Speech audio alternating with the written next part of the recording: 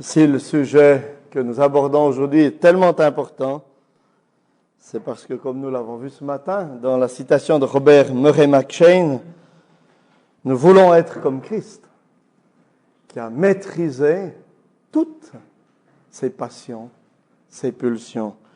Et nous avons à progresser encore, parce que nous n'en sommes pas là. Chacun d'entre nous, nous avons encore un long chemin à faire, comme l'apôtre Paul nous y exhorte, et on ne doit pas s'arrêter en route. Il faut continuer à progresser, continuer à désirer voir notre Église, les jeunes, les moins jeunes, les célibataires, les couples, glorifier Dieu par une vie sainte. Dans l'introduction hier, nous avons vu que la chasteté préconjugale et la pudeur sont des questions importantes, car il en va de la manifestation de la sainteté de Dieu dans nos églises, dans nos couples, dans nos corps et nos vies personnelles. Et pour augmenter notre compassion à l'égard de ceux qui doivent vivre cette chasteté à cause de leur statut dans ce monde, de personnes seules, célibataires, fiancées et autres, j'ai commencé en considérant 3 pressions de notre monde impie, incroyant, auxquelles nous avons à faire face et ils ont à faire face particulièrement. Les statistiques, la mode et la conception de la sexualité. Puis nous avons défini 3 mots, parce que c'est important de savoir de quoi nous parlons, quand nous parlons entre nous d'abord, et aussi dans toute la pastorale liée à la sexualité, à l'accompagnement des fiancés en vue du mariage. On a défini le mot mariage, le mot sexualité et le mot pudeur. Et ensuite, nous avons terminé en considérant le problème de fond. On a vu que le problème de fond, c'est un problème de cœur, que la pornographie, toutes ces choses que nous voyons qui nous incitent à pécher, ne sont qu'un combustible, en fait, qui alimente le feu de notre cœur. Et que nous avons donc à veiller et à encourager les jeunes, les membres de nos églises, d'abord à veiller sur leur cœur avant toute autre chose. Voilà, nous nous étions arrêtés là. Jusqu'ici, j'ai présupposé, ou nous avons présupposé, que le cadre biblique pour la sexualité et la nudité était le mariage. Mais on ne l'avait pas encore considéré bibliquement jusqu'à maintenant. C'est pourquoi, c'est ce que je vais faire tout d'abord. D'abord, considérer le cadre biblique pour la pratique de la sexualité et de la nudité. Et puis, nous verrons ce que la Bible nous dit de la sexualité hors mariage. Et nous terminerons par quelques réflexions pratiques. Alors, le point le plus long, ne vous lassez pas, c'est celui-ci, le cadre biblique pour la pratique de la sexualité et de la nudité. D'abord, le cadre biblique pour la pratique de la sexualité. Et je prendrai 4 passages bibliques qui sont d'une grande utilité pour définir précisément le cadre biblique. Le premier passage, c'est celui de 2 Samuel 13, et nous revenons sur l'histoire d'Amnon et de Tamar. Et on peut regarder, je ne vais pas lire tout le passage, mais on peut regarder 2 Samuel 13, en tout cas ouvrir nos Bibles à ce passage. Ce qui nous intéresse surtout ici, cette fois, c'est la réponse de Tamar à l'invitation d'Amnon, qui lui dit « Viens, couche avec moi, ma sœur ». C'est le verset 11. Comme elle les lui présentait à manger, il la saisit et lui dit « Viens, couche avec moi, ma sœur ». Et Tamar essaye de le dissuader de passer à l'acte en cherchant à le convaincre de demander sa main à son père. Versets 12 et 13. Elle lui répondit « Non, mon frère, ne me fais pas violence, car on n'agit pas ainsi en Israël. Ne commets pas cette folie. Où irai-je, moi, avec mon déshonneur, et toi tu serais comme un fou en Israël. Maintenant, je te prie, parle au roi, et il ne refusera pas de me donner à toi. » Qu'est-ce qu'elle est en train de dire? Qu'en Israël, la sexualité est réservée au cadre particulier du mariage. Elle dit, non, couche pas avec moi. Va demander ma main au roi. Il ne la refusera pas. Et alors, tu pourras, une fois que le mariage aura eu lieu entre nous, coucher avec moi, entrer dans l'intimité avec moi. Et elle montre que toute pratique sexuelle qui sort de ce cadre du mariage est une folie et un déshonneur. Alors, ce texte de l'Ancien Testament nous permet d'observer deux choses. Tout d'abord, qu'en Israël, la sexualité était exclusivement réservée au mariage. Et deuxièmement, on en a déjà parlé un peu hier, mais que la passion amoureuse qui conduit à la sexualité hors mariage n'est pas une garantie suffisante pour donner un cadre sûr à une vie de couple stable, puisque aussitôt après l'acte sexuel, il est plein de répulsion et de haine envers celle qu'il avait apparemment tellement aimée. Voilà pour le premier passage biblique, 2 Samuel 13. Maintenant, le deuxième passage biblique, c'est un passage plus classique, celui de Marie et de Joseph, dans Luc, chapitre 1er, versets 26 et suivants. Au 6e mois, l'ange Gabriel fut envoyé par Dieu dans une ville de Galilée du nom de Nazareth, chez une vierge fiancée à un homme du nom de Joseph, de la maison de David. Le nom de la vierge était Marie. Là aussi, le texte est tout à fait clair. Marie est appelée une vierge fiancée, ce qui indique déjà clairement qu'elle n'avait eu aucune relation sexuelle avec Joseph, puisqu'elle était vierge. Ce fait est encore souligné par sa réponse à l'ange qui lui annonce qu'elle va être enceinte, au verset 34. Elle dit, mais comment cela se produira-t-il puisque je ne connais pas d'homme? Comment est-ce que c'est possible puisque je n'ai eu aucune relation sexuelle? Et ce qui nous intéresse encore plus particulièrement, c'est la réaction de Joseph lorsqu'il apprend que Marie est enceinte. Dans Matthieu chapitre 1er, verset 19, nous voyons que Joseph se propose de rompre secrètement avec elle afin de ne pas la diffamer, nous dit le texte biblique. Et cela nous amène à faire deux autres observations. Si Joseph veut rompre, c'est parce qu'il est convaincu que l'enfant n'est pas de lui. S'il avait eu le moindre doute à cause de relations sexuelles qu'il aurait eues avec Marie, il aurait accepté la situation.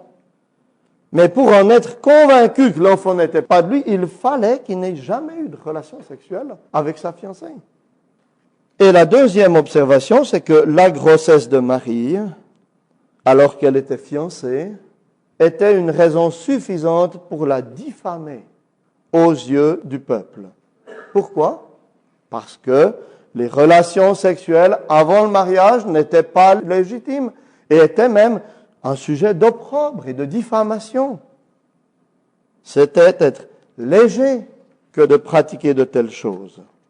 Troisième texte, maintenant 2 Corinthiens 11, verset 2, des paroles de l'apôtre qui dit « Car je suis jaloux à votre sujet d'une jalousie de Dieu, parce que je vous ai fiancé à un seul époux pour vous présenter au Christ comme une vierge pure. » Ici, Paul prend une image, l'image des fiançailles, pour parler de la situation d'une église. Et il prend l'image des fiançailles en vue du mariage pour souligner l'importance de la fidélité des chrétiens à l'Évangile jusqu'au retour du Seigneur. Et ce qui est tout à fait évident pour l'apôtre dans cette image, c'est que la fiancée demeure vierge jusqu'au moment où elle est présentée à son fiancé pour les noces. C'est là tout le sens du texte de Paul. Tout le texte perd sa valeur, toute l'image perd sa valeur, s'il n'a pas cette notion de pureté, de aucune relation sexuelle, jusqu'au moment où elle est amenée à son époux au jour des noces. Et ce n'est pas tiré par les cheveux que de dire que pour Paul, les fiançailles ne sont pas une étape où la sexualité peut être vécue. Sans quoi il deviendrait impossible de parler d'une vierge pure. Ces textes nous conduisent tous les trois à la conclusion logique que les fiançailles ne sont pas le cadre dans lequel les futurs époux peuvent vivre la sexualité. Et le fait que la contraception permette d'éviter une grossesse presque à coup sûr n'est pas une excuse. C'est plutôt une façon habile d'entretenir l'hypocrisie aujourd'hui. Et je pense que la contraception n'aide pas les jeunes à demeurer fermes et purs jusqu'au mariage. Parce qu'ils peuvent, d'une certaine manière, vivre dans l'hypocrisie, cette relation ni vue ni connue dans l'intimité de notre chambre. Alors qu'avant, il y avait toujours cette menace, qui est plutôt une bénédiction qu'une menace, mais cette menace de la conception qui était là et qui était en quelque sorte un frein à passer à l'acte. Maintenant, un quatrième texte, dans la première épître de Paul aux Corinthiens, 1 Corinthiens 7, versets 8 et 9. On est dans un chapitre à forte connotation sexuelle, avec des expressions bibliques pudiques pour parler de la sexualité dans le cadre du couple. Verset 1, il est parlé de toucher. Verset 2, d'avoir. Verset 3, de rendre ce qui lui doit. Verset 5, de retourner ensemble. C'est toutes des façons pudiques, bibliques, de parler de la relation du couple, homme-femme. Et on est dans ce contexte-là, de ce grand chapitre sur le mariage, et il est dit au verset 8 et 9, « À ceux qui ne sont pas mariés et aux veuves, je dis qu'il leur est bon de rester comme moi. Mais s'ils manquent de continence, qu'ils se marient, car il vaut mieux se marier que de brûler. » Ici, Paul s'adresse à ceux qui ne sont pas mariés et aux veuves, c'est-à-dire à tous ceux qui sont dans une situation où ils doivent vivre la chasteté pré-conjugale, si vous voulez, ou post-conjugale. Et que leur dit-il en fait? Que s'ils manquent de continence, s'ils brûlent dans ce besoin sexuel, entre autres, s'ils n'arrivent pas à maîtriser leur sexualité, le seul cadre possible pour eux, c'est le mariage. Il faut qu'ils se marient, parce qu'il vaut mieux se marier que de brûler, dit-il. Alors, qu'est-ce qu'on doit comprendre par là, quant au cadre biblique pour la pratique de la sexualité? Que la seule alternative à la chasteté, à la maîtrise de la sexualité, c'est le mariage. Qu'il n'y a pas d'autre cadre biblique dans lequel la pratique de la sexualité soit légitime. Cette affirmation de Paul et de la parole de Dieu serait extrêmement cruelle si la sexualité était un besoin vital, comme manger et boire. Ce serait comme nous dire, mais abstenez-vous de manger pendant 2 ans, 3 ans, 5 ans.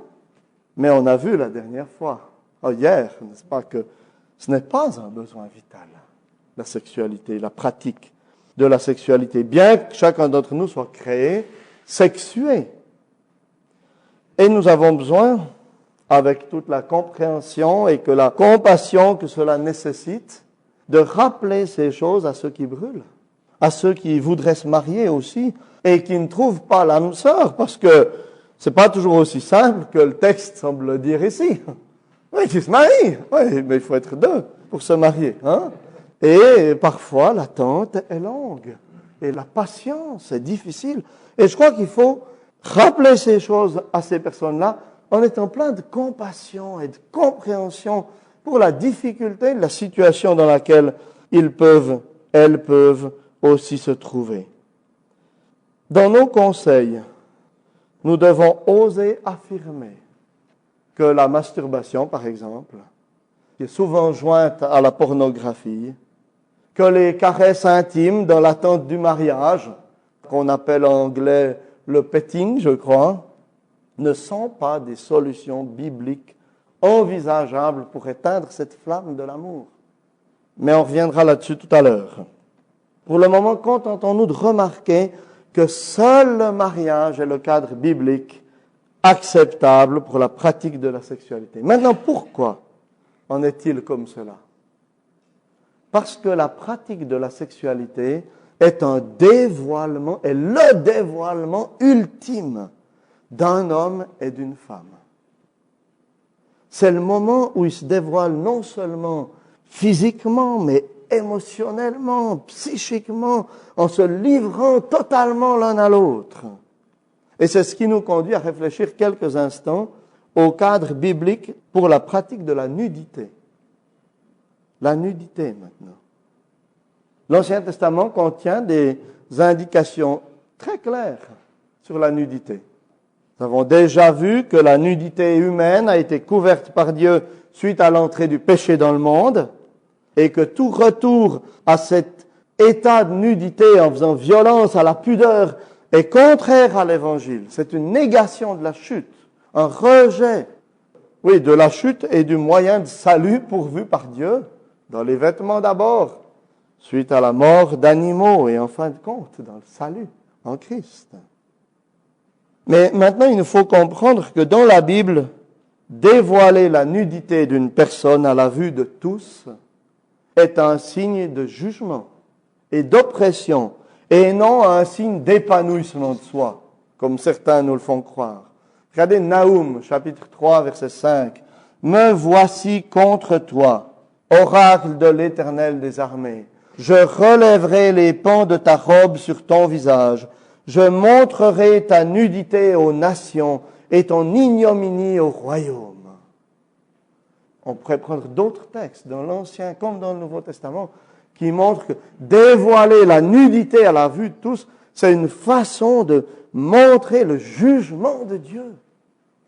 La nudité en famille, telle qu'elle est prônée couramment aujourd'hui, sous prétexte que nous voulons être vrais, que nous n'avons rien à nous cacher, et que nous voulons aider nos enfants à s'éveiller à la sexualité naturellement, entre guillemets, est condamnée par la parole de Dieu.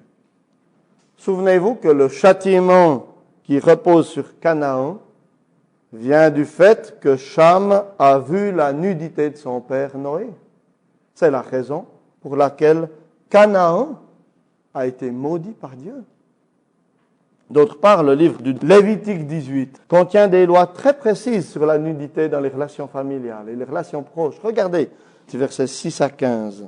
« Nul de vous ne s'approchera de sa parente pour découvrir sa nudité. Je suis l'Éternel. Tu ne découvriras pas la nudité de ton père, ni la nudité de ta mère. C'est ta mère. Tu ne découvriras pas sa nudité. Tu ne découvriras pas la nudité de la femme de ton père. C'est la nudité de ton père. Tu ne découvriras pas la nudité de ta sœur, fille de ton père ou fille de ta mère, née dans la maison ou née hors de la maison. Tu ne découvriras pas la nudité de la fille de ton fils ou de la fille de ta fille, car c'est ta nudité. Tu ne découvriras pas la nudité de la fille de la femme de ton père, née de ton père, c'est ta sœur. Tu ne découvriras pas la nudité de la sœur de ton père, c'est la proche parente de ton père. Tu ne découvriras pas la nudité de la sœur de ta mère, c'est la proche parente de ta mère. Tu ne découvriras pas la nudité du frère de ton père, tu ne t'approcheras pas de sa femme, c'est ta tante. Tu ne découvriras pas la nudité de ta belle-fille, c'est la femme de ton fils. Tu ne découvriras pas sa nudité. Tu ne découvriras pas la nudité de la femme de ton frère, c'est la nudité de ton frère. Tu ne découvriras pas la nudité d'une femme et de sa fille. Tu ne prendras pas la femme de son fils, ni la fille de sa fille, pour découvrir leur nudité, etc., etc. Des textes extrêmement clairs. Certains commentateurs disent que par le mot nudité, l'auteur fait référence uniquement à la sexualité. Et je crois pas. Je crois pas, parce que la sexualité, dans un cas comme ça, aurait sans doute conduit à la mort, tout de suite, à cause d'adultère ou d'inceste. Mais je crois qu'il s'agit là d'un cadre, enfin d'une expression beaucoup plus large. Quand il dit, verset 16, « Tu ne découvriras pas la nudité de la femme de ton frère, c'est la nudité de ton frère. » Il ne dit pas c'est sa nudité à elle, c'est la nudité de ton frère. Il fait référence au fait que cette femme est devenue une seule chair avec cet homme et ils ont une intimité telle, une harmonie telle que découvrir la nudité de cette femme, c'est en fait violer la nudité de ton frère. Parce que c'est une relation d'intimité telle qu'elle est réservée uniquement au cadre du mariage. Ainsi, montrer notre nudité à une autre femme, ou voir la nudité d'une autre femme dans le but d'éveiller des désirs, c'est déjà trahir le secret qui m'unit à mon épouse. On peut sans doute accepter, en un cas comme celui-là, les soins hospitaliers, par exemple, où parfois on est, oui, nu devant une infirmière qui doit nous soigner. Mais je parle ici dans le but d'éveiller des désirs. Et c'est ça qui me semble être le point important. C'est déjà trahir l'intimité avec mon épouse. Et je crois que c'est ce que Jésus dit lorsqu'il déclare dans Matthieu 5, 28, « Quiconque regarde une femme pour la convoiter a déjà commis adultère avec elle dans son cœur. » Et le Lévitique, ces versets que nous avons lus, nous montrent que la famille, même la famille proche, les parents, les enfants, les frères et sœurs, ne sont pas un cadre légitime pour vivre la nudité. Lors du développement sexuel de l'enfant, un temps arrive où la pudeur se développe. Et il est très important de préserver cela, parce que c'est ainsi que votre enfant apprend à se situer, apprend à développer des relations avec les autres, à mettre des limites aux autres, à réserver sa nudité, sa sexualité pour celui ou celle qui, un jour, seront son conjoint, sa conjointe, pour toute la vie. Comment voulez-vous qu'il sache le faire si ses parents violent eux-mêmes sa pudeur, en vivant nu devant lui, en se montrant nu devant lui, ou en se moquant de lui quand il veut préserver son corps? La nudité, le dévoilement est réservé uniquement aux époux, qui par les liens du mariage sont devenus légalement, légitimement, une seule chair et qui le manifestent ainsi physiquement, émotionnellement, psychiquement. Mais même là encore, il ne faut pas penser que le mariage soit le lieu pour le libre sexe à gogo. Penser que le mariage résout tous les problèmes sexuels, toutes les tensions, toutes les luttes est un leurre. Et il est important de le dire aux jeunes.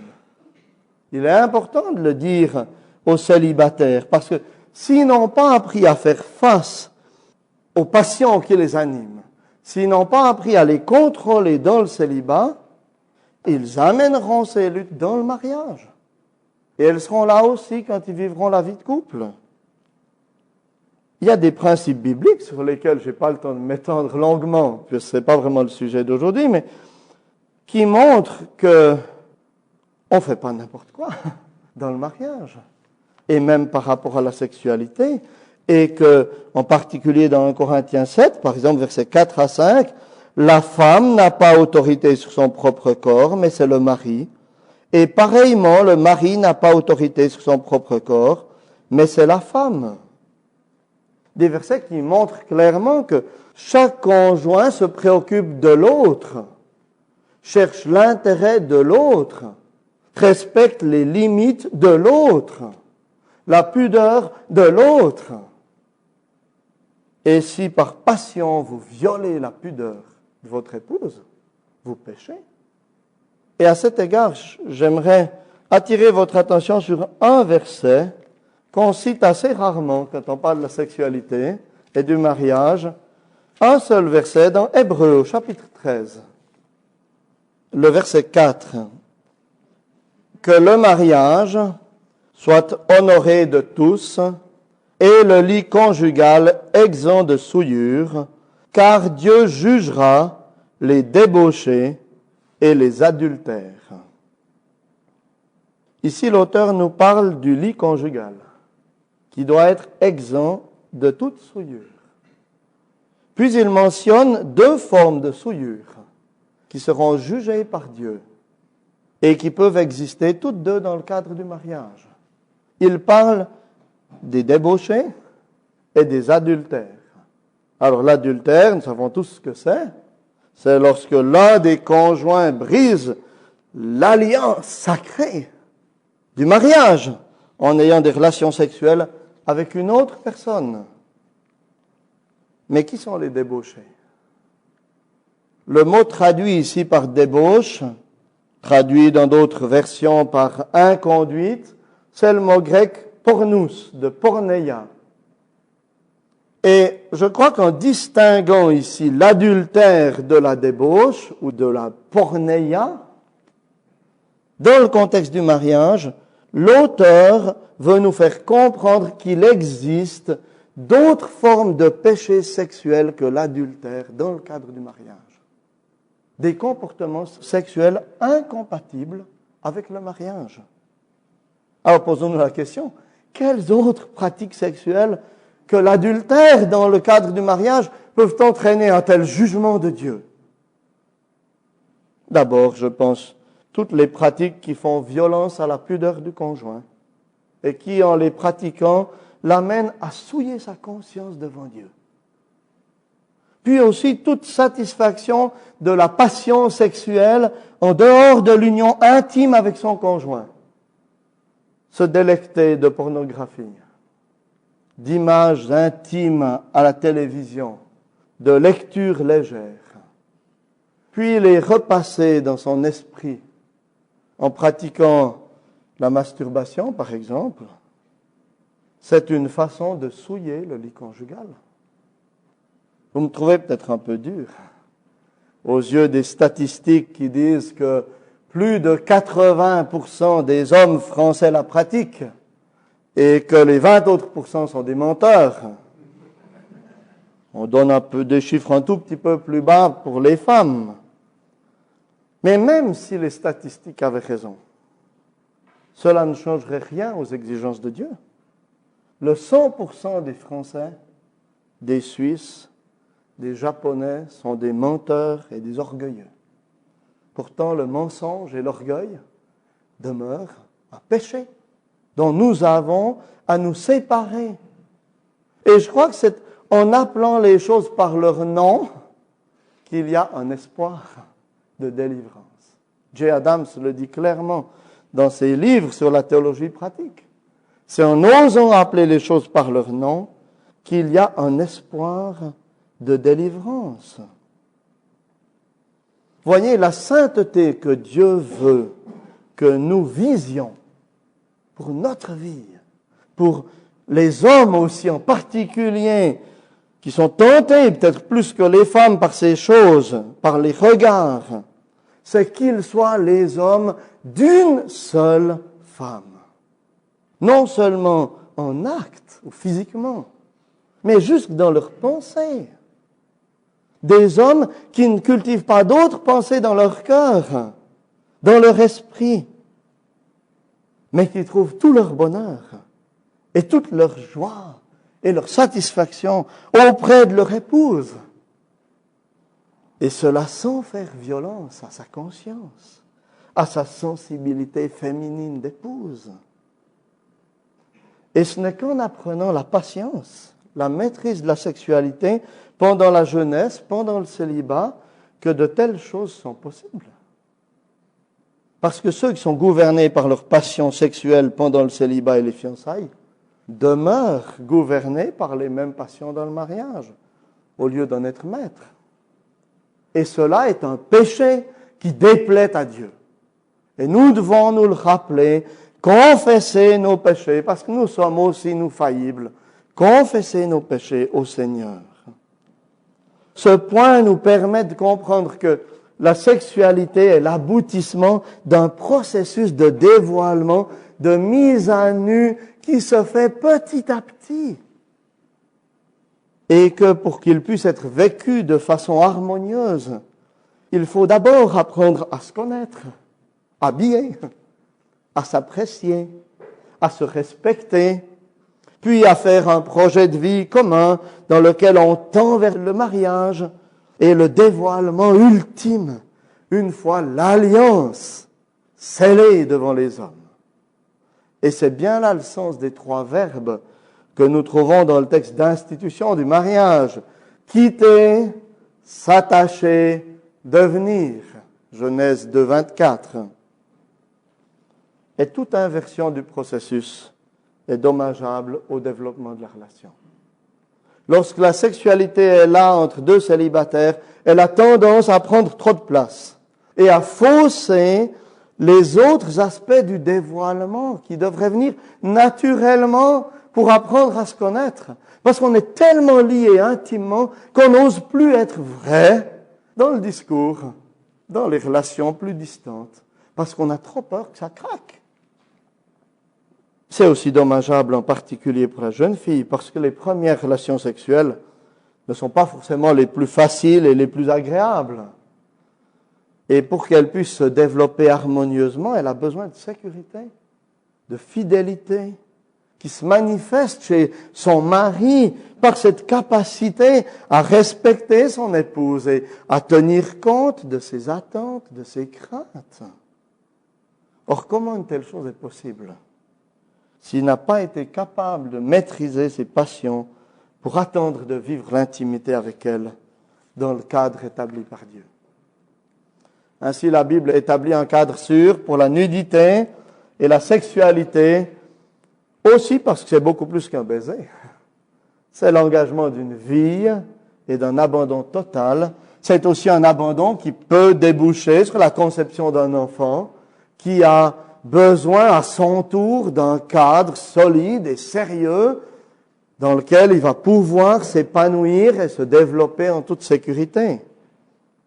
Mes chers amis, nous devons montrer aux célibataires et aux jeunes qui viennent à nous pour des conseils que si la foi chrétienne dit non à la sexualité avant le mariage et hors du mariage, ce n'est pas pour être un rabat-joie et les priver de quelque chose de bon. Mais c'est parce que Dieu qui les a créés et qui sait que l'impatience dans ce domaine peut causer de nombreux problèmes, veut les garder, les protéger, leur donner ce qu'il y a de meilleur.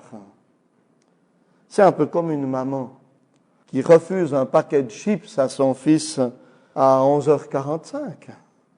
Elle ne le fait pas parce que le paquet de chips est mauvais ou parce qu'elle manque d'amour envers son fils, mais justement parce qu'elle l'aime et parce qu'elle sait que le paquet de chips à 11h45 ruinerait toute l'appréciation du bon repas qui viendra un quart d'heure plus tard.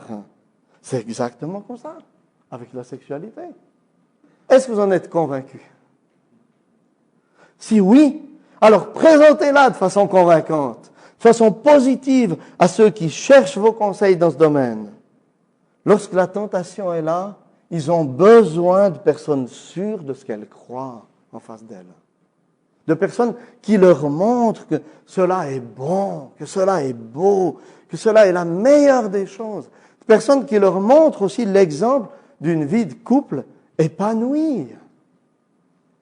Mais soyons aussi pleins de compassion pour ceux qui sont déjà tombés, en leur montrant l'espérance du renouveau, de guérison et de pardon qui se trouve au pied de la croix. Il faut leur montrer avec sérieux la gravité de leur péché. C'est le seul espoir pour qu'ils rompent avec ce péché. Mais ensuite les conduire à la croix. Leur montrer la grâce du Christ et la splendeur du pardon et de la restauration que Dieu accorde à ceux qui se repentent et qui viennent à lui. Il faudra sans doute aussi leur montrer qu'il ne faut pas qu'ils soient trop confiants en eux-mêmes. Il ne suffit souvent pas de se repentir une fois pour ne plus tomber. Il faudra mettre des limites, faire attention en attendant le jour du mariage. Voilà pour ce que la Bible nous dit du cadre de la sexualité et de la nudité. Maintenant, beaucoup plus brièvement, ce que la Bible dit sur la sexualité hors mariage. On pourrait dire beaucoup de choses, mais je vais être assez bref. Dans le grec du Nouveau Testament, il y a plusieurs mots qui se réfèrent aux pratiques sexuelles condamnées par la parole de Dieu. Il y a des mots très précis qui se réfèrent à des pratiques que nous connaissons aussi bien, de façon très précise. Il y a un mot pour adultère, il y a un mot pour travestissement, il y a un mot pour homosexualité.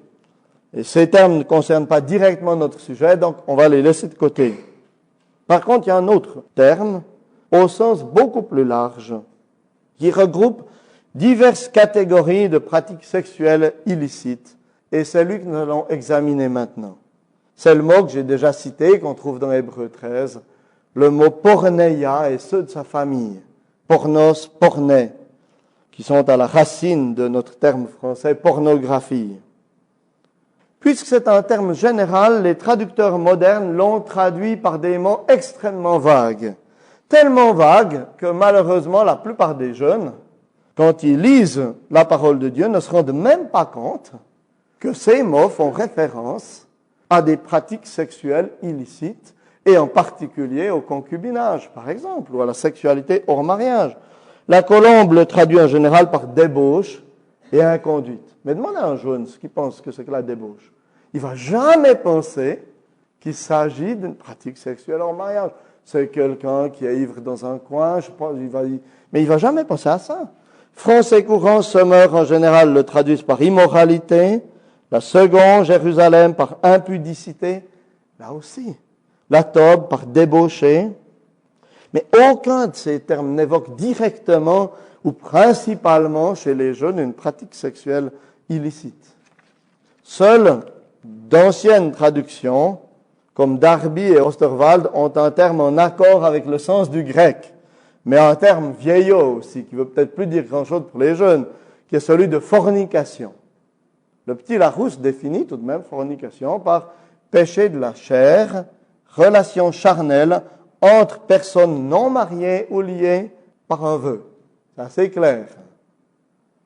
Mais il faut que nous sachions et que nous nous rappelions, nous qui avons la charge de les enseigner, que les termes porneia, pornos, porné, inconduite dans notre traduction à la Colombe, parlent directement de sexualité illicite, parfois de prostitution, parfois d'adultère, ça c'est de nouveau pas le sujet d'aujourd'hui, mais aussi d'autres fois de relations sexuelles hors du cadre du mariage. 1 Corinthiens 7, 2, par exemple. Toutefois, à cause des occasions d'inconduite, de porneia, que chacun ait sa femme et que chaque femme ait son mari. Qu'est-ce qu'il dit? Toutefois, à cause des occasions d'inconduite, de relations sexuelles hors mariage, que chacun ait sa femme et que chaque femme ait son mari. Ce que Paul est en train de nous dire ici, c'est que le mariage est la seule façon d'éviter la pratique de la sexualité qui tombe sous la condamnation du mot porneia, inconduite. Autrement dit, pour Paul, toute pratique de la sexualité en dehors du cadre du mariage, toute tentative de satisfaire ses besoins sexuels autrement que par la relation du couple marié est une inconduite, une fornication. Et lorsqu'il déclare avec fermeté, comme nous l'avons lu dans 1 Thessaloniciens 4, 3, « Abstenez-vous de l'inconduite » ou dans Éphésiens 5, 3, « Que l'inconduite, toute forme d'impureté, la cupidité ne soit pas même mentionnée parmi vous comme il convient à des saints. » Il fait explicitement référence aussi au concubinage, à la relation sexuelle de fiancés, à toute relation sexuelle hors mariage. Ce sont des pratiques qui ne peuvent pas être tolérées de la part de chrétiens dans le cadre de l'Église de Dieu, mes chers frères et sœurs. Ce sont des pratiques pour lesquelles la discipline ecclésiastique doit être pratiquée. Si nous voulons voir des mariages stables et bénis au sein de nos églises, et si nous voulons éviter que la pensée, la façon de vivre du monde viennent ruiner l'honneur de Dieu et la sainteté de Dieu parmi nous. C'est seulement ainsi que nos membres auront l'horreur nécessaire de ces choses pour ne pas même les mentionner. Alors Paul les mentionne, hein? Mais ça veut dire pour ne pas même se laisser séduire par elles. Je pense que c'est ça qu'il est en train de dire. Parfois, comme on le fait aujourd'hui, peut-être avec même un peu beaucoup, mais Il faut mentionner ces choses afin qu'on sache de quoi on parle et afin de ne pas se laisser séduire par elles ensuite. Voilà pour ce que la Bible dit des relations sexuelles hors mariage, qu'elles ne soient pas même mentionnées parmi nous, comme il convient à des saints. Maintenant, quelques réflexions pratiques en rapport avec la chasteté préconjugale et la pudeur. Et c'est là le dernier point. J'ai quelques considérations, je ne sais plus combien il y en a, 1, 2, 3. La première, il faut considérer l'évolution de la société en matière de puberté et d'études. Ça vous surprend peut-être, mais je crois qu'il est important, en tant que pasteur, d'être attentif à ces choses. On observe que la puberté a lieu de plus en plus tôt chez les jeunes, alors qu'à l'inverse, les formations, les études durent de plus en plus longtemps. Ce qui, dans la mentalité bourgeoise qui est la nôtre, reporte bien souvent la possibilité de mariage d'autant.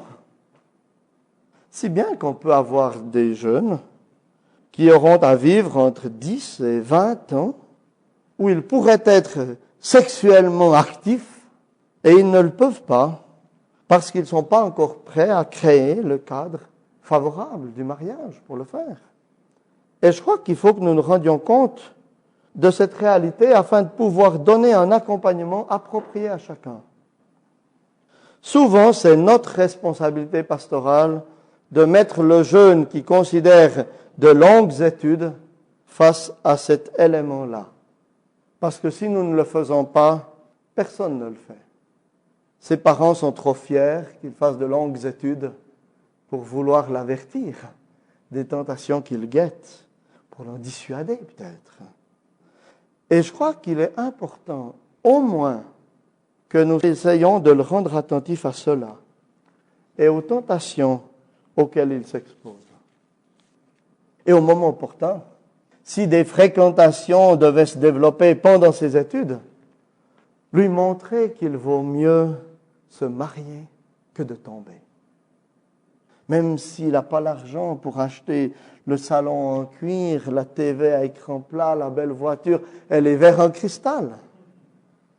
On peut vivre en couple marié avec des étagères en carton de banane et des assiettes en plastique. Et ce sera sans doute moins dommageable à long terme que d'avoir brûlé les étapes. Voilà pour la première remarque. Maintenant, la deuxième remarque, l'évolution de la société en matière de pudeur. Comme on l'a dit hier, la pudeur n'est pas qu'une question sexuelle. C'est une saine retenue qui nous permet de préserver notre intimité. C'est d'apprendre à avoir la bonne distance dans les relations avec autrui, savoir ce qui se dit, où et à qui, ce qui se fait, où et avec qui.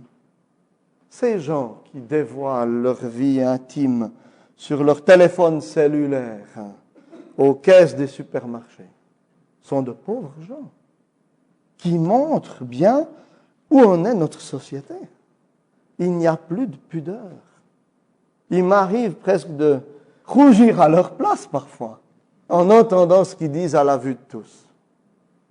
Il en va de même de la mode féminine dont on a déjà un petit peu parlé hier. Et notre responsabilité pastorale, c'est de faire prendre conscience aux gens, et en particulier aux jeunes et aux jeunes filles en âge d'éveiller les sentiments autour d'elles, que leur comportement et leur tenue vestimentaire véhiculent un message qui n'est pas neutre. La jeune fille, la femme qui s'habille avec de grands décolletés, des vêtements moulants, qui attirent les regards sur elle, indique, qu'elle le veuille ou non, qu'elle en soit consciente ou non, qu'elle n'a plus de pudeur, de protection, et qu'en fait, elle est une femme facile, si vous me passez l'expression, qui serait prête à se dévoiler, à coucher avec le premier venu. Et malheureusement, c'est bien souvent ce qu'elle récoltera. Un mari qui s'est laissé gouverner par ses yeux, par ses passions, et cela aura des conséquences sur son mariage, si elle se marie avec lui un jour, et sans doute sur toute sa vie. Et mes chers amis, si les jeunes filles de nos églises suivent cette mode-là, elles vont véhiculer le même message et elles arriveront aux mêmes fins. C'est pourquoi Paul écrit à Timothée dans 1 Timothée 2, 9 et 10, « De même aussi que les femmes vêtues d'une manière décente, avec pudeur et modestie, se parent non pas de tresses ou d'or, ou de toilettes somptueuses, mais d'œuvres bonnes, comme il convient à des femmes qui font profession de piété. » C'est pourquoi il nous faut encourager les jeunes filles dans nos églises, ou les enseigner plutôt sur la façon de s'habiller et sur les vertus à cultiver afin d'être attirantes pour des hommes de Dieu. C'est-à-dire des hommes qui luttent contre leur passion et qui seuls, en fin de compte, leur accorderont le cadre propice au développement d'un mariage qui glorifiera vraiment Dieu. Après avoir parlé des jeunes filles, il faut aussi parler des hommes. Parce qu'il existe aussi un manque de pudeur chez les hommes dans leur relation avec le sexe opposé. Elle ne se manifeste peut-être pas tout à fait de la même manière. Mais il est important d'enseigner aux hommes, aux jeunes hommes, sur la façon de se comporter avec une jeune fille, sur la façon dont une jeune fille peut être séduite à son tour par un jeune homme. Si pour l'homme, c'est peut-être plus le regard, pour la jeune fille, c'est plus l'attention d'un jeune homme qui peut la toucher. Celui qui se permet des familiarités avec une jeune fille, qui la regarde dans les yeux, lui fait des clins d'œil, la dévisage de pied en cap, l'invite à sortir avec lui et se livre à elle, sans qu'il y ait de relation claire en vue d'un mariage, manque de pudeur. Et il risque d'entretenir de faux espoirs qui entraîneront bien des tristesses chez la jeune fille. C'est la même chose avec les fiancés ou ceux qui fréquentent. Et ces jeunes hommes qui conduisent leurs amis dans de longues étreintes et caresses au coin des rues. Ce sont des choses réservées à l'intimité. Et en observant parfois de tels jeunes, je ne sais pas si ça vous est arrivé de le voir, mais j'ai eu plusieurs fois l'impression que la jeune fille était vraiment gênée. Ce à quoi le garçon la conduisait là, au coin d'une rue, à la vue de tous. Mais elle n'osait pas prendre ses distances. C'est pourquoi c'est notre responsabilité aussi d'enseigner les jeunes gens sur la manière de se comporter avec les jeunes filles, de façon qui soit sans ambiguïté, sur la tenue à avoir en public, quant à la démonstration d'affection. Et je crois que la meilleure façon de le faire, pour nous qui sommes des hommes, c'est d'être des exemples dans notre relation avec notre épouse. Des exemples de tendresse, mais aussi de retenue, en tenant compte du cadre dans lequel nous nous trouvons. On peut serrer son épouse dans ses bras devant ses enfants à la maison. On ne le ferait peut-être pas à l'église ou à la fin du culte. Maintenant, pour terminer, deux questions qui reviennent souvent. Les jeunes demandent, mais alors jusqu'où est-ce qu'on peut aller? Si vous avez tous déjà entendu cette question. Jusqu'où est-ce qu'on peut aller pour ne pas désobéir à Dieu? Quelles sont les limites à ne pas franchir pendant les fréquentations? Est-ce que dormir dans une même tente en vacances, se coucher côte à côte sur la plage en maillot de bain, se caresser, s'exciter sans avoir un rapport sexuel complet sont des choses admissibles? Que faut-il leur répondre? Deux principes d'abord. Premier principe, que la limite est franchie, à mon avis en tout cas, lorsqu'il y a satisfaction sexuelle de l'un ou des deux partenaires, même si l'acte n'est pas allé jusqu'au bout. Deuxième principe, que les caresses, les contacts physiques, les baisers n'apportent jamais en eux-mêmes la satisfaction désirée, mais ils en appellent davantage, parce qu'ils ne sont que le prélude à l'acte sexuel. Et que par conséquent, il faut être extrêmement prudent dans les contacts physiques. Un auteur disait dans ce contexte, « Il ne faut pas préchauffer le four si on n'a pas l'intention d'y mettre cuire le rôti. Il ne faut pas, et je trouve ça une belle image, il ne faut pas préchauffer le four si on n'a pas l'intention d'y mettre le rôti. C'est exactement cela. Les contacts physiques sont le préchauffage du four, alors que le rôti est l'acte sexuel. Encouragez les fiancés à veiller à la façon dont ils gèrent ces contacts physiques. Car plus ils en auront, et plus la tentation sera forte. Encouragez-les à parler ensemble et à mettre des limites claires lorsque la tête est froide.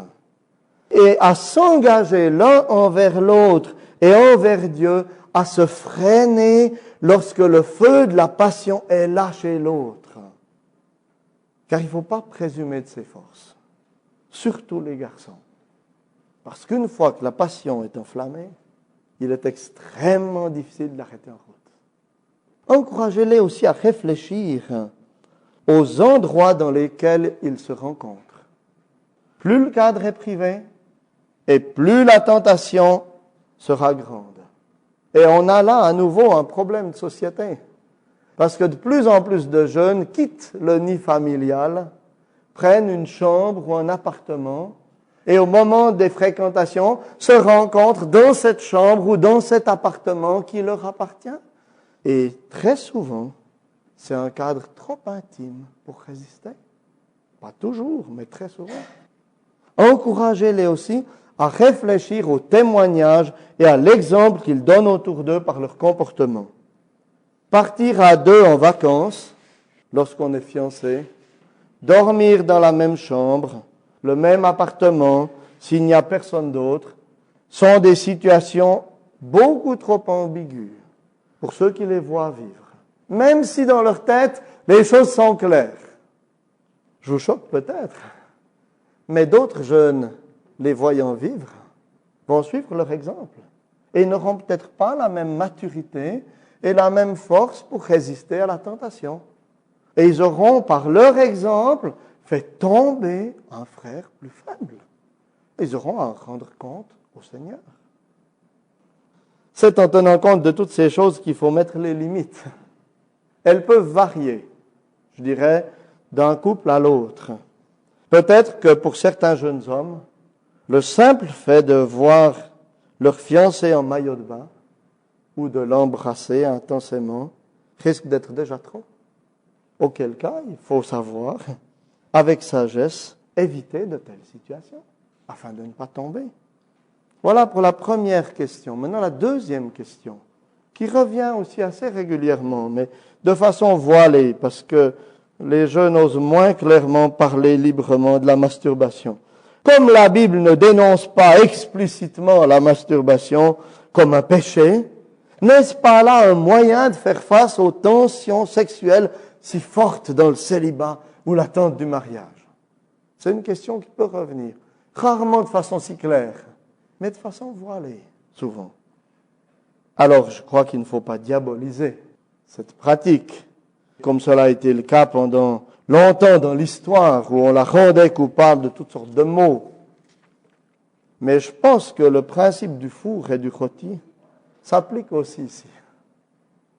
Ce n'est pas en éveillant la sexualité, par cette pratique solitaire, que l'on assouvit son besoin profond. Parce que le besoin profond de la sexualité est justement un besoin de communion intime, qui ne peut pas être assouvi seul. La jeune fille qui la pratique le fait parce qu'elle aspire à la protection, à se sentir aimée, appréciée d'un époux. Mais cette pratique-là laissera toujours insatisfaite dans ce domaine-là, parce qu'elle ne va justement pas trouver ce qu'elle recherche. Et cette pratique ne va qu'amplifier sa solitude et son désarroi. Le jeune homme ne doit pas penser que son corps va exploser s'il ne soulage pas de cette manière-là. Dieu a institué une soupape naturelle que la Bible appelle les accidents nocturnes et qui permettent de soulager le corps masculin sans tomber dans le péché, dans le sommeil parfois. une éjaculation. Et voilà que sans qu'il y ait eu de pratique ainsi, le soulagement est là, si vous voulez. Parce que la masturbation, après un relâchement de tension passager, amène un besoin qui ne sera que plus criant encore et appelle un nouvel assouvissement tout aussi insatisfaisant. Et elle n'amène qu'un cycle d'insatisfaction. Alors comment aider de telles personnes dans leur lutte? En leur rappelant ce qu'est la sexualité, comme nous l'avons vu, et que la solution se retrouve en recherchant leur satisfaction en Dieu et non en eux-mêmes. Parce que le corps est pour le Seigneur, comme nous l'avons lu hier. En conclusion, faites l'amour, pas la guerre, disait-on lorsque j'étais jeune, en nous laissant croire que la sexualité vécue dans n'importe quel cadre était un acte pacifique. Mais mes chers amis, ce n'est pas vrai. Parce que la guerre vient justement des passions non contrôlées dans le cœur de l'homme, comme le dit Jacques.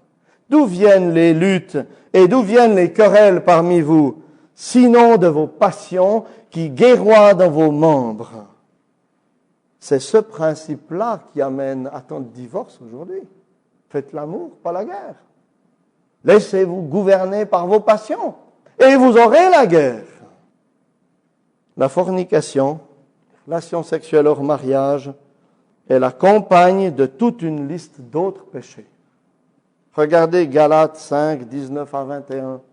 Et si les jeunes n'apprennent pas à résister à leurs désirs dans ce domaine, ils n'arriveront pas à se contrôler dans les autres domaines non plus. Et la parole de Dieu a des avertissements extrêmement forts à l'égard de ceux qui commettent de telles choses. 1 Corinthiens 6, 9. Ne vous y trompez pas, ni les débauchés, pornos, concubins, ni ceux qui pratiquent la sexualité hors mariage, pour être dans les termes d'aujourd'hui, ni les idolâtres, ni les adultères, ni les dépravés, ni les homosexuels, ni les voleurs, ni les cupides, ni les ivrognes, ni les insulteurs, ni les accapareurs n'hériteront le royaume de Dieu. Elle met cette pratique-là à côté des pires crimes, afin que nous comprenions avec quel sérieux nous devons obéir aux ordres de Dieu concernant la sexualité. Et mes chers amis, les jeunes ont besoin d'entendre ces vérités. C'est une parole de salut pour eux.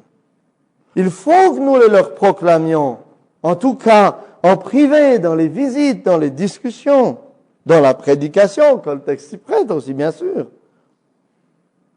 Mais il faut aussi qu'ils entendent que s'ils ont déjà passé les limites, tout espoir n'est pas perdu.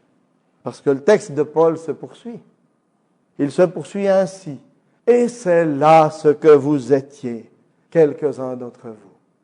Mais vous avez été lavés, mais vous avez été sanctifiés, mais vous avez été justifiés au nom du Seigneur Jésus et par l'Esprit de notre Dieu. Christ est celui en qui se trouve le pardon, la justice, la sainteté pour ceux qui se repentent aussi de tels péchés. Par son Esprit, il nous renouvelle afin que nous puissions vivre une vie sainte en son honneur dans ce monde. Alors, quel que soit notre statut, fiancé, marié, veuf, célibataire, divorcé, nous avons tous besoin de sa force quotidiennement, vous l'avez vu. Et en tant que pasteur, n'ayons pas honte, ou en tant que pasteur marié, disons, n'ayons pas honte de le reconnaître aussi, afin que les célibataires que nous conseillons ne nous prennent pas pour des surhommes, pour des gens d'une autre planète, mais qu'ils apprennent qu'avec chaque statut, il y a des luttes, il y a des tentations, il y a des joies, il y a des peines, mais que la grâce de Dieu est suffisante pour vivre à sa gloire, quel que soit notre statut. Amen. C'est peut-être la première fois que vous avez entendu une telle conférence. C'est la première fois pour moi et nous voulons te remercier beaucoup pour tout ce soin et cette franchise, cette sagesse pastorale et cette pudeur aussi, avec laquelle tu as traité un sujet très difficile, mais très, très utile pour nous. Donc, Olivier a suggéré que nous chantions ensemble le 275 et notez ce premier verset. C'est mon joyeux service d'offrir à Jésus-Christ en vivant sacrifice mon corps et mon esprit.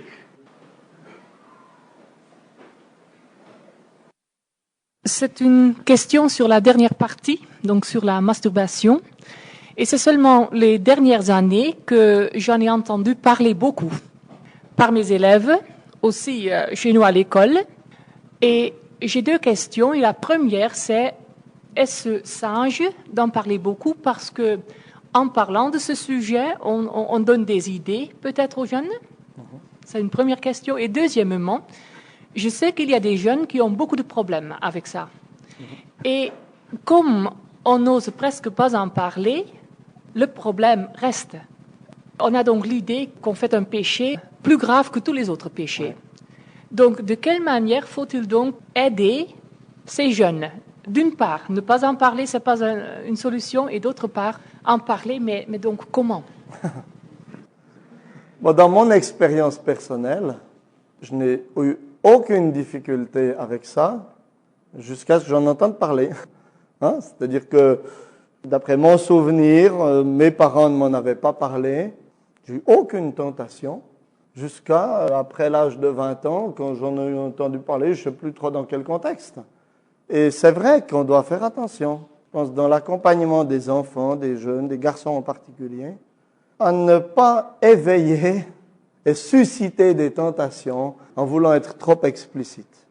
C'est pour ça que je pense que sur certains domaines, la règle que j'ai trouvée dans plusieurs livres de dire « répondons aux questions que les enfants nous posent », en leur montrant qu'on est tout à fait ouvert à parler de ces choses-là, est peut-être une règle qui, moi je dirais, vaut mieux peut-être parfois dans ce domaine-là trop de retenue que pas assez, personnellement. Hein.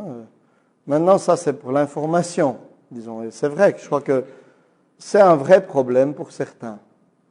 Et c'est parce qu'ils sont entrés dans ce cercle vicieux, de penser au début, ce cercle dont je parlais, hein, que en pensant qu'ils allaient assouvir leurs besoins par cette pratique, ils ont créé une pratique encore plus grande, un peu le même problème que l'alcoolisme, à un autre niveau. Hein.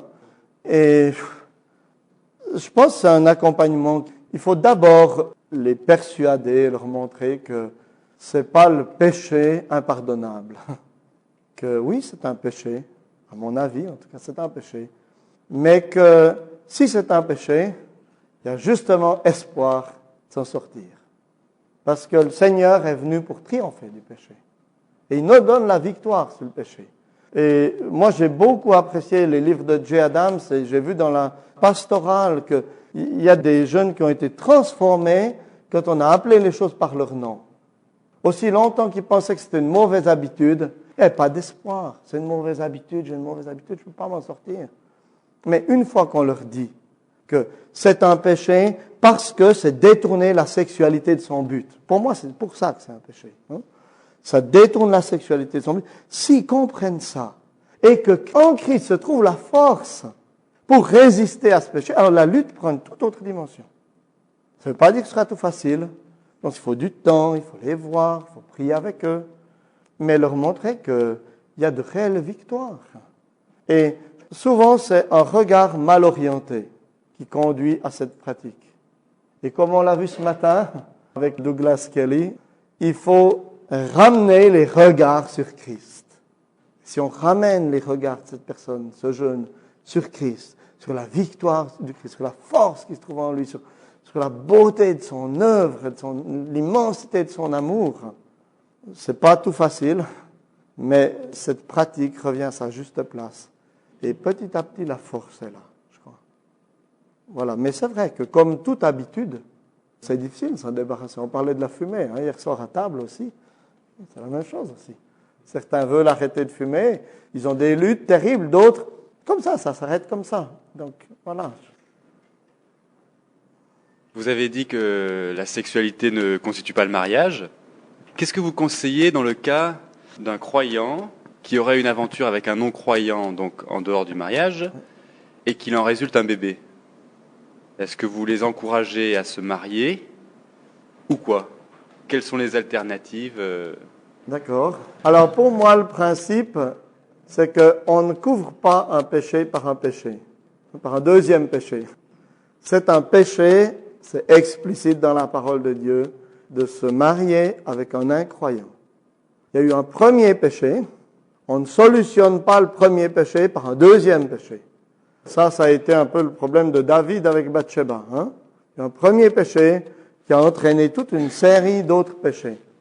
Et ce que je conseillerais à cet homme, ou à cette femme, parce que ça pourrait aussi être à l'inverse, mais en particulier à l'homme, c'est de se rendre compte qu'il a agi d'une façon grave et qu'il a une responsabilité à l'égard de cette femme, à l'égard de cet enfant, une responsabilité à assumer clairement.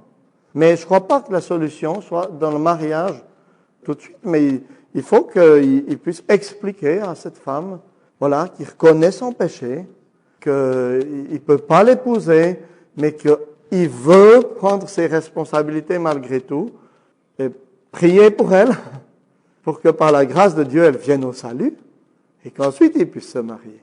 Voilà, moi, comme je le conseillerais. J'aimerais revenir sur la métaphore avec laquelle tu as terminé ton exposé d'hier, avec le feu et le combustible. Oui. Et tu as bien montré de façon que logiquement, le problème de fond n'était pas le combustible, mais que c'était la flamme qui consumait ce combustible. Alors ça, c'est pour l'aspect logique. Maintenant, pour l'aspect psychologique ou pastoral, est-ce que ça va dans le même ordre que la logique ou pas? C'est-à-dire, est-ce qu'on a accès directement au feu, à la flamme, ou bien est-ce qu'il ne faut pas d'abord lutter contre la quantité de combustible qu'on met pour, dans un deuxième temps, avoir accès à la flamme? D'accord, donc tu veux dire, quand on accompagne une personne qui a des difficultés d'un type ou d'un autre, est-ce qu'il ne faut pas d'abord lui montrer comment mettre des limites par rapport à sa consommation de choses obscènes, disons, avant de lui montrer comment lutter par rapport à son cœur? Tu as bien insisté sur le fait que le problème de fond, c'était le cœur. Ma toute petite expérience en la matière, j'avais des fois l'impression qu'on n'avait pas directement accès au cœur et qu'il fallait d'abord déblayer un certain nombre de choses, même si ça paraissait très prosaïque, pragmatique, pas du tout satisfaisant d'un point de vue pastoral, mais que souvent il fallait d'abord un petit peu faire le ménage avant de pouvoir toucher le cœur. D'accord. Bon, moi, j'aurais tendance à dire qu'il faut travailler sur les deux fronts, un peu en même temps. C'est-à-dire que celui qui a des problèmes avec la pornographie, par exemple, pour prendre un cas, il faut d'abord peut-être lui enseigner à ne plus passer devant les magasins qui vendent ces choses, ou les kiosques, ou mettre un filtre sur son ordinateur pour qu'il n'ait plus accès à de telles choses. Mais la solution n'est pas encore là, parce que le feu va quand même être là dans le cœur. Et je pense que en même temps qu'on coupe d'un côté, il faut bâtir de l'autre. Et je crois que c'est la même chose dans notre vie chrétienne par rapport à d'autres péchés. On doit mettre le péché à mort, mais on doit voir en même temps aussi la vie nouvelle qui grandit. Si on se concentre que sur le fait de mettre à mort le péché, on n'a pas la perspective biblique. Et je pense qu'il faut aller un peu dans les deux directions. Mais bon, c'est une réponse un peu de Normand. Je me demande si c'est tout à fait exact de faire un lien aussi rapproché entre la façon de s'habiller et la sexualité, comme tu l'as fait. Je me pose la question parce que quand nous étions jeunes, la façon de s'habiller était un discours implicite.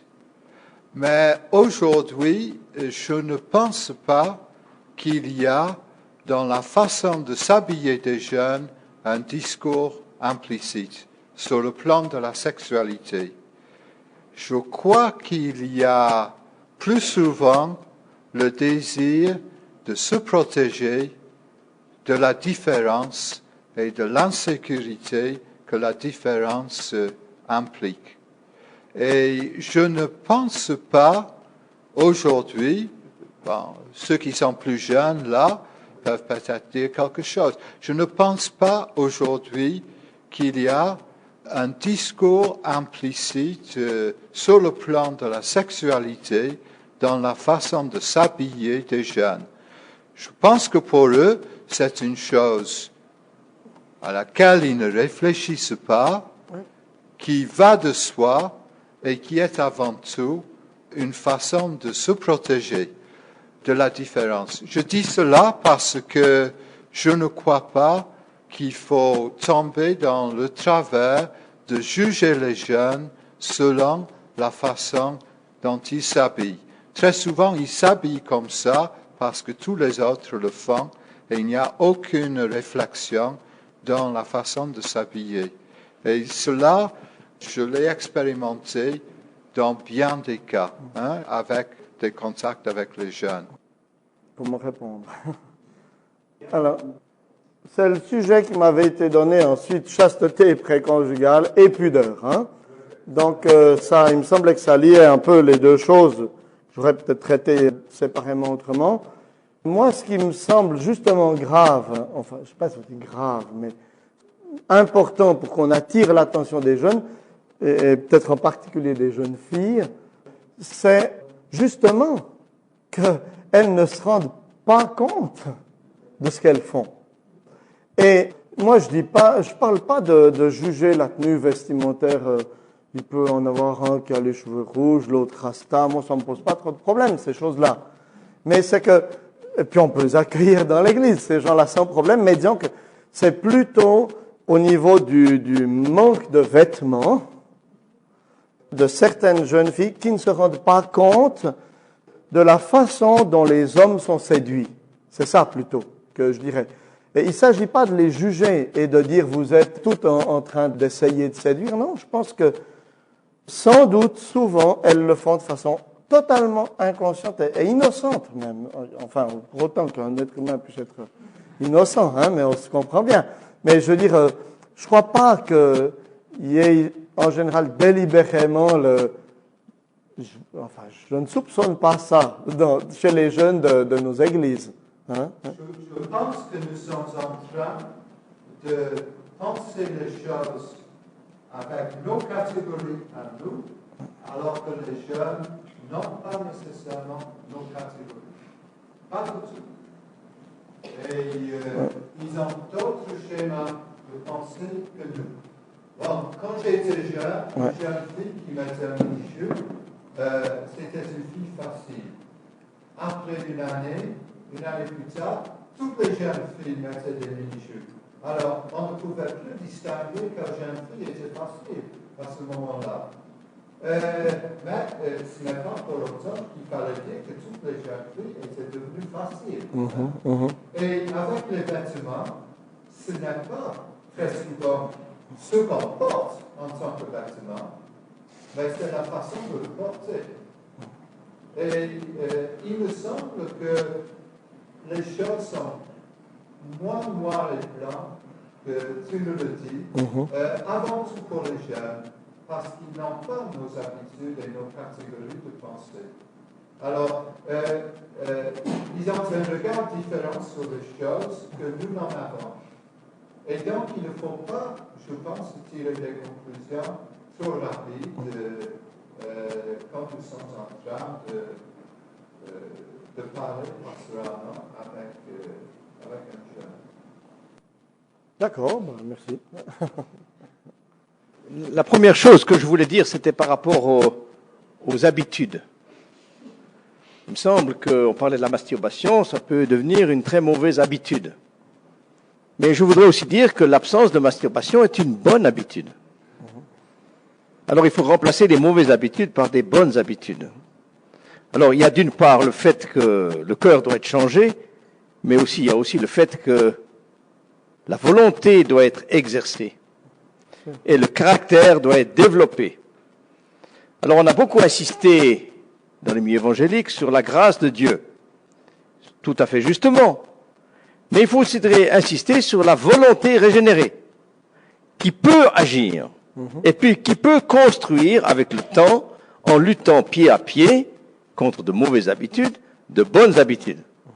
On le voit très bien avec le sport, avec la musique, etc. Pourquoi pas dans le domaine de la foi? Et la parole de Dieu nous encourage très fortement à ça. Ça, c'était pour le premier point, c'est pas une question, c'est simplement une remarque. Merci. Le deuxième point, c'est par rapport à ce que disait Paul Wells. Je pense que la situation actuelle est pire que dans sa jeunesse. Elle est bien pire. Pour une raison très simple, que je pense que la provocation explicite est moins grave que la provocation implicite. Que quelqu'un qui veut séduire quelqu'un d'autre pêche moins que quelqu'un qui est entouré par une ambiance de séduction générale et qui se laisse aller. Et je pense que le problème, en ce qui concerne l'habillement, mais encore beaucoup d'autres choses, c'est pourquoi céder à l'opinion d'autrui.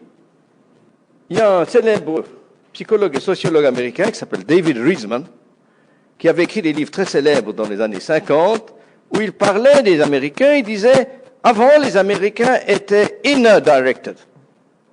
Ils étaient dirigés par des principes. Il disait maintenant, dans les années 50, les Américains sont devenus other directed. Ils sont dirigés par les autres. Je pense qu'un des très graves problèmes de notre jeunesse, mais ce n'est pas seulement de notre jeunesse, c'est de moi, c'est de chacun de nous, c'est que nous sommes très souvent, nous avons une peine extraordinaire à résister au courant. Alors c'est un des graves problèmes de nos jeunes. Il faut leur apprendre à dire, c'est le courant. Mais ce courant, c'est pas Dieu. Ce courant, c'est la bêtise humaine. Et il y a dans le domaine de l'habillement, comme dans le domaine des autres actes humains, des critères objectifs. Des critères objectifs. Ce n'est pas seulement une question de relativisme par rapport à des coutumes. Maintenant, là où je serais d'accord avec Paul Wells, c'est qu'il faut être très prudent dans la manière de traiter les cas spécifiques. Bien sûr. C'est-à-dire qu'il faut distinguer, c'est une grande distinction de la théologie scolastique, si vous permettez que j'emploie ce terme dans une pastorale calviniste, ou un colloque calviniste. Dans cette théologie, il faisait une distinction très importante des principes, le décalogue, etc., et puis de l'application. L'application ne doit jamais se séparer des principes, mais il faut absolument que l'application tienne compte des circonstances, du temps, des moments, des attitudes des jeunes. Il ne faut pas quand même entrer dans ces jeunes, moi j'ai malheureusement fait à l'occasion, même avec mes enfants, entrer dans ces jeunes comme un bulldozer. C'est pas bon, c'est absolument pas bon. Mais il ne faut pas non plus faire le mollusque comme père et dire c'est des coutumes, c'est des habitudes. Mais non, de montrer son nombril pour une fille, c'est pas bon. Tout simplement, c'est pas bon. Que ce soit sur la plage ou dans l'église, c'est pas bon. C'est tout simplement pas bon. Nombril doit être caché et bien d'autres choses. Comme